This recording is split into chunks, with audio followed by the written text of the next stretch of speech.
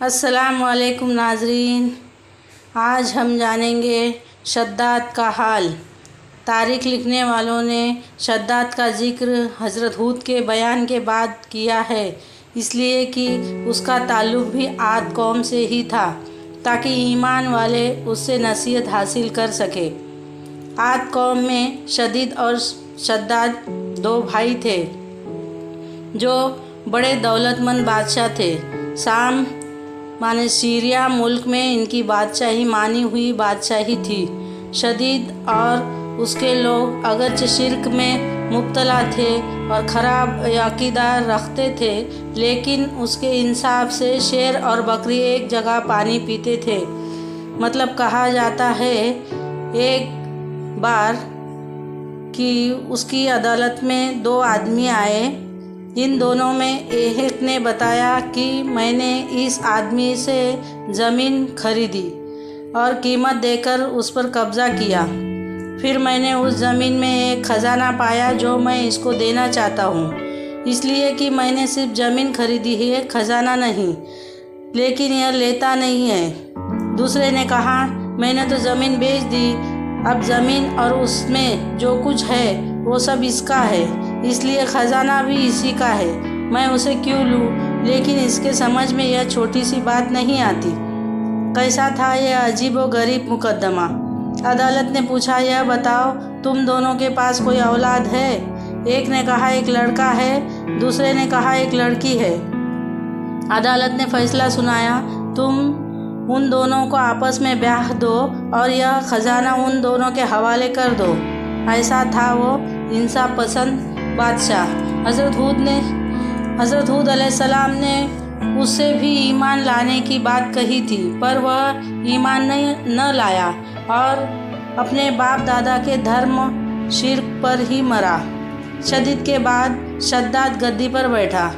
हज़रत हूद अलैहिस्सलाम ने उससे भी ईमान लाने की बात कही।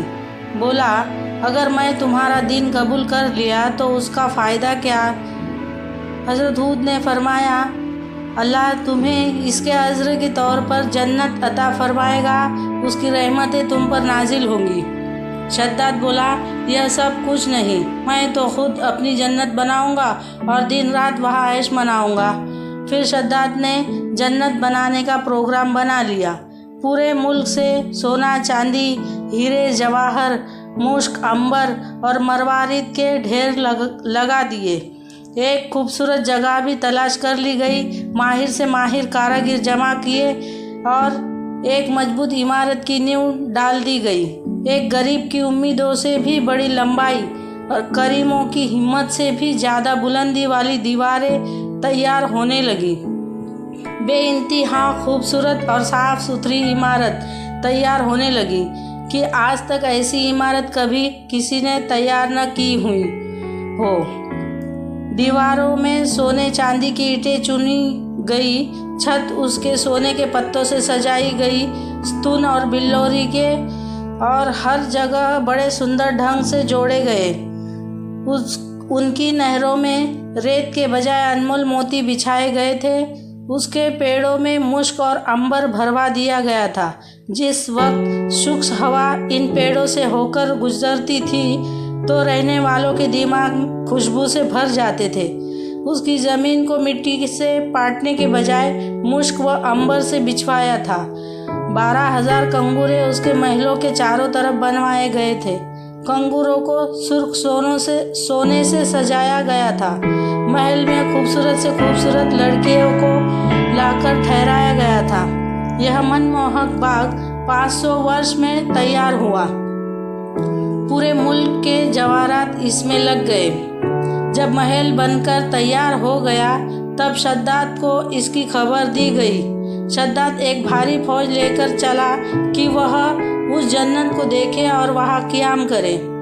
अभी वह एक फरलांग ही चला था कि वही डेरा डाल दिया। इरादा था कि अब अगले दिन सफ़र शुरू होगा। इसी बीच उसे एक हिरन नजर आई। उसके पाँव सोने के थे, सींग सोने के थे और आंखें याकूत की थी। शद्दाद उसे देखकर हैरान रह गया। अकेला ही घोड़ा दौड़ाकर उसके पीछे चल पड़ा। जब लश्कर से बहुत दूर निकल गया तो उसे एक नज़र आया। उसने पूछा, क्या इस इमारत बनाने से तुझे अमन मिल जाएगी या तू इसमें रहकर हमेशा हमेशा के लिए ऐश करना चाहता है? शद्दाद काँप गया। पूछा, तू कौन है? बोला, मैं मलकुल मौत हूँ। शद्दाद ने गिड़गिड़ाकर उससे अर्ज़ किया, मुझे एक नज़र अपनी उस जन्नत को देख लेने दे, फिर उसके तुरंत बाद ही मेरी जान निकाल लेना। बताया, यह तो रब का हुक्म है, मैं तो एक लम्हा भी मोहलत देने से मजबूर हूँ। यह कहकर उसने उसकी जान निकाल ली। जिस्म बेजान होकर रह गई, तमन्ना दिल के दिल ही में धरी रह गई। तारीख की किताबों में लिखा है कि एक बार अल्लाह की ओर से इस्राईल अलैहिस्सलाम से पूछा गया कि तू मुद्दतों से लोगों की रूह कब्ज़ करता है, बता क्या कभी तूने किसी पर रहम भी किया है और किसी की जान निकालते वक्त तुझे दया भी आई है? बोला, खुदाबंद, मैं तो सब पर दया करता हूँ। फरमाया, किस पर ज़्यादा दया की? तब इस्राईल अलैहिस्सलाम ने बताया कि एक दिन एक कश्ती को मैंने आप ही के हुक्म से तोड़ दिया था और मौजों में घिरकर वह कश्ती हमेशा के लिए तबाह हो गई। उस पर सवार तमाम लोग भी ख़त्म हो गए। हाँ, सिर्फ एक औरत बचा ली गई जिसके पेट में बच्चा था। औरत को फरिश्तों ने एक जजीरे में पहुंचा दिया, वही उसने एक लड़के को जन्म दिया।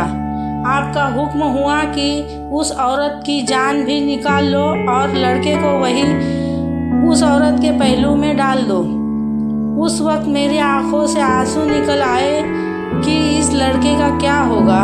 यह तो तड़प तड़प कर मर जाएगा या इसे दरिंदे खा जाएंगे। खुदाबंद, यही सोचकर मैं रो दिया। मुझे एक तो उस बच्चे पर दया आई थी और आज दूसरे अब आई है जब शद्दाद की रूह कब्ज़ करने का हुक्म दिया गया कि जब उस बेचारे ने कई 100 साल में तो इमारत बनवाई थी, लेकिन वह उसे एक नज़र भी न देख सका और उसकी हसरतें दिल की दिल ही में रह गई। अल्लाह ने फरमाया कि यह शद्दाद वही लड़का है जिस पर तूने दया की थी।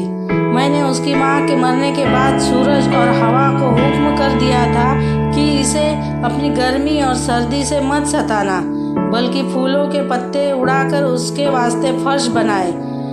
फिर उसके दोनों अंगूठों से दूध और शहद की नहर बहाई।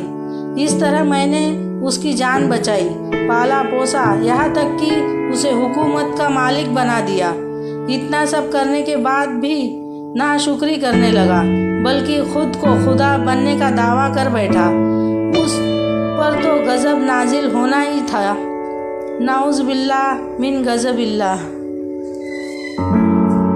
अगर मेरी वीडियो पसंद आती है तो एक लाइक ज़रूर कीजिएगा और चैनल को सब्सक्राइब ज़रूर कीजिएगा ताकि अगली वीडियो